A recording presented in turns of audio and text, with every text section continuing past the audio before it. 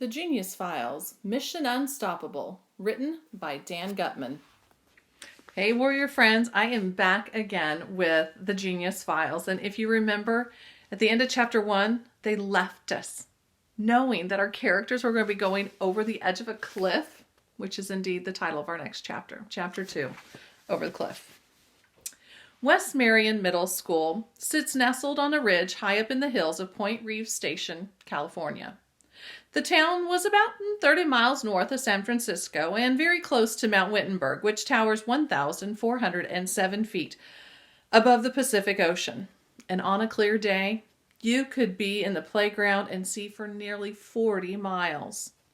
The weather is almost always beautiful. And on this particular day, it was so beautiful that the McDonald twins decided to ditch the school bus and walk home to their house down by the beach.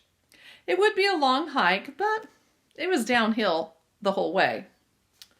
Should I call Mom and Dad on my cell and tell them so they don't worry? Pepsi suggested. Oh, we'll be home soon, Coke replied. Don't bother. The twins talked about their upcoming summer vacation. Their whole family was driving across the country all the way to Washington, D.C., where their Aunt Judy would be getting married on the 4th of July. Now, neither of the twins was particularly excited about the trip. Sitting in a recreational vehicle for 2 months wasn't anybody's idea of a good time. And they'd have to celebrate their birthday, June the 25th, in an RV. It was probably going to be the worst summers of their lives, Coke had guessed. Now, the twins had not gone very far when Pepsi turned to her brother anxiously. You know, I have a feeling that somebody's following us, she said quietly. Both twins turned around to look behind them. Nobody was there. Oh, don't be ridiculous, Coke said. Why would someone want to follow us? I don't know, Pepsi said defensively. I just have this feeling. Oh, you and your feelings. Feelings. Like a lot of boys, the whole concept of feelings was lost on Coke. He never understood when people would talk about feelings. I mean, what are feelings anyway?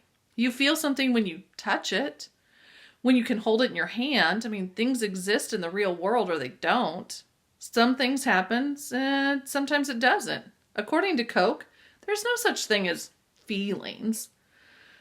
Well, they had walked a few hundred feet down the road when Pepsi started to pick up the pace. Would you slow down? Her brother said, annoyed. It's not a race. What's your rush?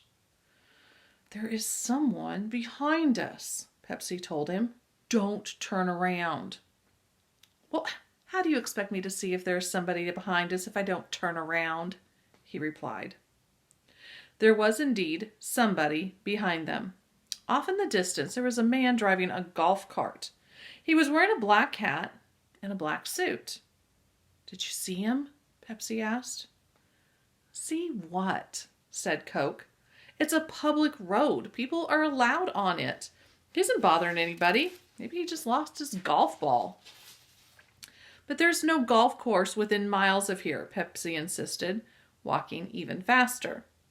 And why is he riding in a golf cart? Why would a golfer wear a suit and a tie?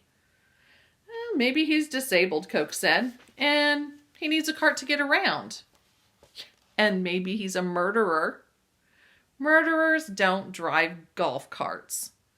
Well, I'm worried, Pepsi whispered. You're always worried. Which was true. Pepsi was always worried about something. At the least little thing, a hangnail, a creaking sound, a runny nose, Pepsi would fuss and fret and always expect the worst.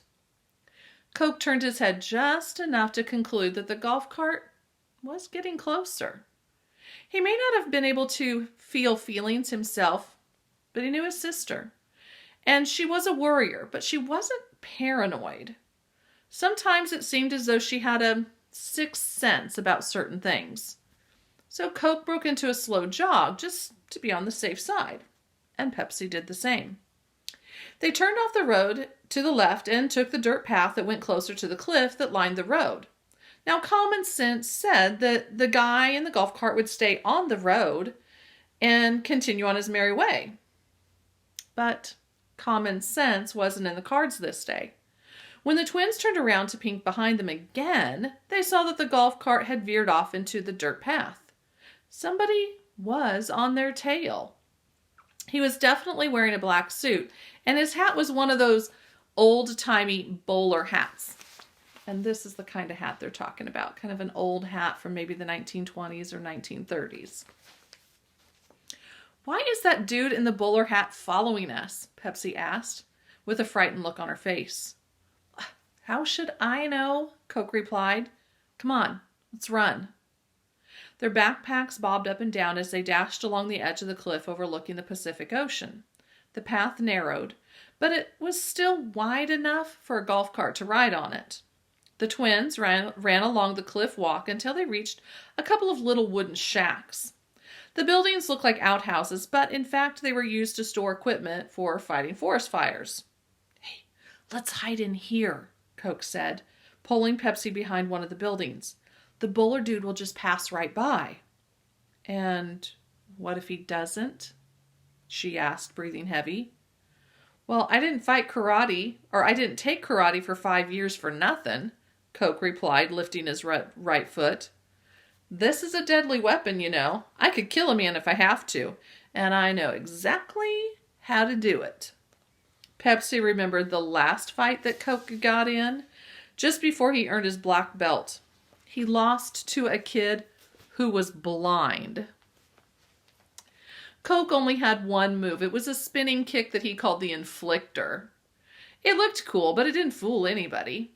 Pepsi was about to make fun of his lame martial arts skills, but before she could get a word out, a hand clapped tightly over each of their mouths from behind.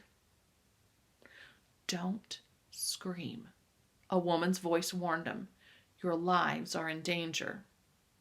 Coke struggled to turn around, but the woman's elbow was pressed against his chest. From the corner of his eye, he could make out that she had dark hair and she was dressed in bright red. "Who are you?" Pepsi muttered through the fingers that were clamped over her face. "My name is Maya," the woman said in an unidentifiable accent. "I'm a friend. You need to trust me." "Why?" Coke said, ripping the hand off of his face. "Why should we trust you? You're a complete stranger." "Because I'm about to save your lives." "Some dude in a bowler hat is chasing us on a golf cart," Pepsi told Maya. "I know." Maya let the twins go, and she unzipped a large purse that was hanging from her shoulder. She reached into the handbag and she pulled out a yellow frisbee. "You're going to save our lives by throwing a frisbee at that guy?" Coke said. "You've got to be kidding me." "Watch and learn," Maya said. The golf cart was electric, and it didn't make much noise, but the twins could hear it crunching along the gravel path as it got closer. Suddenly, Maya leapt out from behind the shed, got into position, and whipped the frisbee 30 yards down the path. It was almost comical, a woman in a red jumpsuit trying to stop a golf cart with a frisbee. But nobody was laughing. A tree branch hung over the path, making it almost impossible to throw anything in a straight line and hit the golf cart at the same time. But apparently, Maya had thought of that, so she flung the disc in such a way that it skipped off the ground once, about 10 feet in front of the cart, and then rose the rest of the way, striking the golf cart on its right front tire. There was a loud bang and then a plume of smoke, and the front of the golf cart flipped up and backwards. Through the smoke, the twins could see the man flying out of the cart and over into the bushes on the right. The cart landed upside down with a thunk. "That was cool," Coke said. "What was it?" "It was a frisbee grenade," Maya explained calmly, zipping up her bag once again. "Where can I get one?" Coke asked. "They're not for sale."